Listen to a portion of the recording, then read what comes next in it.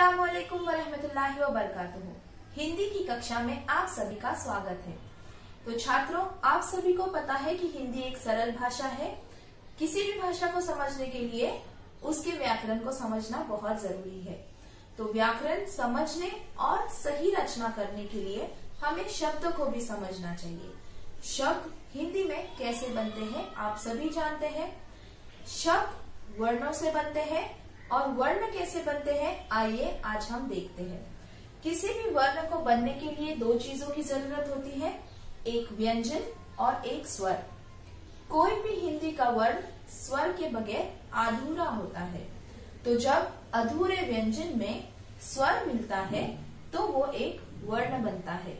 तो आपने वर्णमाला भी पढ़ी है। तो आज इस हिंदी के व्याकरण प्रकार के लिए हमें जानना बहुत जरूरी है कि हमने वर्णमाला को याद किया है कि नहीं और हम स्वर और व्यंजनों को कितने अच्छी तरीके से समझते हैं। तो आज हमारा व्याकरण प्रकार है वर्ण विश्लेषण और वर्ण ध्वनि विश्लेषण। आप सभी जानते हैं वर्ण का मतलब है स्वर और व्यंजनों से बनाया गया एक अकेला वर्ण, जैसे क ख ग। और विश्लेषण का मतलब होता है अलग करना। क्या आप जानते हैं कि इन दोनों में ज्यादा अंतर नहीं है, परंतु हमें इन दोनों को अलग अलग तरीके से छांटना है। वर्ण विश्लेषण सबसे पहले हम देखेंगे। वर्ण विश्लेषण बहुत ही सरल है। हमें पूर्ण वर्ण को शब्द से अलग अलग करना है। सबसे पहला उदाहरण यहाँ लिखा गया है आबादी। आबादी में एक पूर्ण वर्ण मतलब आ एक पूर्ण वर्ण है क्योंकि उसमें स्वर और व्यंजन दोनों मिले हैं। आ अधिक बा अधिक दी, ये तीनों वर्णों को जब हम अलग करते हैं, उस वर्ण का विश्लेषण करते हैं, तो हमें आबादी का वर्ण विश्लेषण मिल जाता है। वैसे ही अगर तनकर का हमें वर्ण विश्लेषण करना है तो हमें तनकर शब्द में आए चारों वर्णों को अधिक की सहायता से अलग अलग लिखना है। त अधिक न अधिक क अधिक र, तनकर। तो वर्ण विश्लेषण बहुत ही सरल है। शब्द में आए सभी वर्णों को हमें अधिक के चिन्ह के साथ लिखकर अलग अलग यानी के विश्लेषण करना है। मानव मा न व, बातचीत बा अधिक त अधिक ची अधिक त, ऐनक ऐ अधिक न अधिक क, सैर सैर अधिक रो। तो वर्ण विश्लेषण बहुत ही आसान था। हमें पूरे वर्ण को अधिक के चिन्ह से लिखकर अलग अलग करना था। आइए अब हम देखते हैं वर्ण ध्वनि विश्लेषण किसे कहते हैं, या हम इसे वर्ण विच्छेद भी कहते हैं। अब वर्ण को ध्वनि से अलग करना है, ध्वनि के साथ उसको अलग अलग करके लिखना है। ये वर्ण विश्लेषण से थोड़ी मात्रा में कठिन है। देखते हैं। ध्वनि का मतलब होता है स्वर। ध्वनि का मतलब होता है स्वर। जैसे कि स्वर हमारे हैं अ आ ई ई, तो ध्वनि होती है स्वर। वर्ण जैसे कि हमने देखा व्यंजन अधिक स्वर को मिलाकर बनाया जाता है। तो यहाँ पे हम उसी व्यंजन को और स्वर से अलग कर कर उस वर्णों को विश्लेषण करेंगे। तो जैसे आबादी है, आबादी में सबसे पहले आ है, क्योंकि आ एक स्वर है, उसको हम स्वर से अलग नहीं कर सकते, वो खुद एक स्वर है। तो हमने आ को वैसे ही लिख दिया। उसके बाद अगला स्वर है, अगला वर्ण है ब। जैसे कि हमने बताया वर्ण में एक व्यंजन और एक स्वर मिला होता है, तो ब वर्ण में ब है, उसके नीचे हम एक हलंत का चिन्ह लगाएंगे। हलंत का चिन्ह दर्शाता है कि इस व्यंजन में अभी स्वर को नहीं मिलाया गया। जब व्यंजन में स्वर को मिलाया जाएगा तो वो पूर्ण एक वर्ण बनेगा, उसमें हम हलंत का चिन्ह नहीं लगाते। हलंत का चिन्ह दर्शाता है कि वह वर्ण अभी अधूरा है, स्वर के बगैर लिखा गया है। तो यहाँ पे एक वर्ण में दो चीजें हैं, हम उन दो चीजों को अलग करेंगे। व्यंजन स्वर को हम अलग करके उसका विच्छेद करेंगे। तो आबादी में आ जैसे कि स्वर है हमने वैसे ही लिख लिया। ब अधिक आ, बा। अब हमने आ बा दो शब्दों का विच्छेद कर दिया। अब हमें करना है दी का विच्छेद। आप देख रहे हैं द की बड़ी ई की मात्रा दी में लगाई गई है, तो द लिखेंगे हलन चिन्ह के साथ, अधिक बड़ी ई हम यहाँ लिखेंगे। तो ये जो आबादी शब्द है उसके वर्ण का विश्लेषण हमने कैसे किया? आ अधिक ब अधिक आ, बा, द अधिक ई, दी, आ, बा, दी। तो यहाँ पे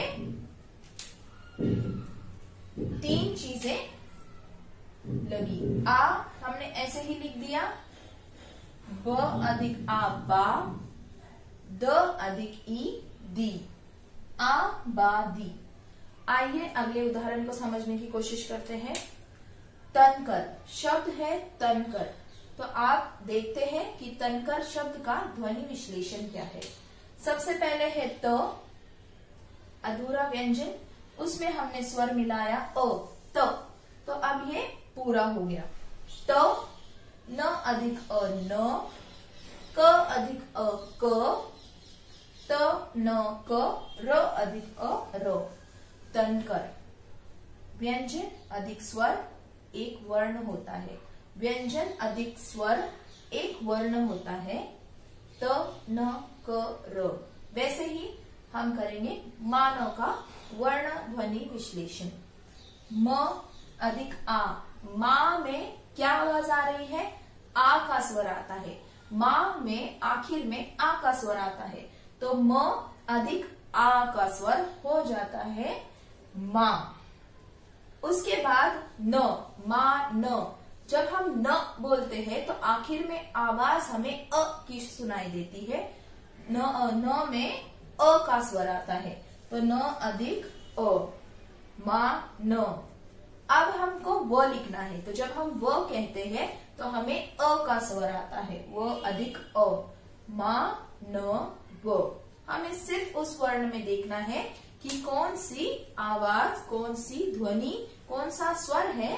तो हमें व्यंजन और स्वर के एक कंप्लीट सेट को, कंप्लीट ग्रुप को वहां पर लिखकर उसमें जोड़ना है। अब हम देखते हैं बातचीत का वर्ण ध्वनि विश्लेषण। जब मैं कहती हूँ बा, तो मुझे आवाज किस चीज की आती है? आ की। कौन सा स्वर सुनाई देता है बा में? आ का। तो अब ब अधिक उसमें सुनाई देने वाला स्वर आ, बा। ठीक है, पहला वर्ण हो गया। अब हम जब कहते हैं त, तो कौन सा स्वर सुनाई देता है आखिर में? अ का। तो त अधिक अ, ये तो हो गया बा त। अब हमको देखना है ची। जब हम ची कहते हैं तो इस वर्ण में हमें ध्वनि आती है बड़ी ई की, तो च अधिक बड़ी ई, ची, बा त ची। अब 3 वर्णों का विश्लेषण हो गया। आखिर में एक वर्ण बचता है त। जब हम त कहते हैं तो आखिर में ध्वनि आती है अ की, तो हमको उस व्यंजन को स्वर से अलग करके अधिक के चिन्ह के साथ लिखना है। बा त ची त। बातचीत का वर्ण ध्वनि विश्लेषण हो गया। अब हम देखते हैं ऐनक। बच्चों यहाँ भी हमें आ की तरह ही चलना है, यही चीज को फॉलो करेंगे। आई, ऐनक में ऐ से शुरू होती है शब्द। ये वर्ण जो है ए, ये पहले से ही एक स्वर है, उसको हम स्वर से अलग नहीं कर सकते कि वे स्वयं एक वह स्वर है। अब आई तो हो गया ये आई। उसके बाद है न। न में भी हमें आवाज आखिर में स्वर आ रही है अ का, तो आई न। अब आखिर में एक वर्ण है क। जब हम क कहते हैं तो आखिर की आवाज हमें अ की आती है, तो क अधिक अ, आई न क। समझ आया? अब सबसे आखिर में यहाँ आप बहुत ध्यान देंगे, सैर। जब स में आई की मात्रा लगती है तो सैर बनता है। तो हमें यहाँ पे ध्यान देना है कि ए की मात्रा है कि आई की मात्रा है। अगर यहाँ पे 2 मात्राएं लगाई गई हैं तो वो ऐ की मात्रा है, तो हम स लिखेंगे, अधिक ऐ लिखेंगे, ये हो जाएगा सई। उसके बाद हमें लिखना है र। जब हम र लिखते हैं तो र में हमें अ की आवाज आती है, तो सई र। इसी तरीके से आपको एक बात याद रखनी है, जब आप आधा सिर्फ व्यंजन लिखेंगे स्वर के बगैर, तो आप उसको हलन का चिन्ह लगाएंगे, जो दर्शाता है कि वह व्यंजन अभी अपूर्ण है और स्वर के बगैर है। तो यहाँ पे हमने देख लिया आबादी को किस तरीके से सिर्फ वर्णों को अलग किया गया है यहाँ पर, और यहाँ पे उन वर्णों का भी विच्छेद किया गया है जो कि स्वर और व्यंजन को अलग अलग बताते हैं और अधिक की मात्रा से जोड़ते हैं। तो ये दोनों चीजें आपको आपकी किताब में करनी है, और आप इसको करने के बाद जो भी आपको परेशानी है या फिर जो भी आपके सवाल है, आप हमको पूछ सकते हैं। तो उम्मीद है कि आपको वर्ण विश्लेषण यानी कि सिर्फ उन वर्णों का विश्लेषण स्वर के साथ रहकर कैसे अलग करना है और व्यंजन और स्वर को कैसे अलग अलग अधिक की मात्रा के साथ लिखकर उसका विश्लेषण करना है, आपको समझ आ गया होगा। तो आज की इस कक्षा में बस इतना ही। मिलते हैं हम अपनी अगली हिंदी की कक्षा में। धन्यवाद।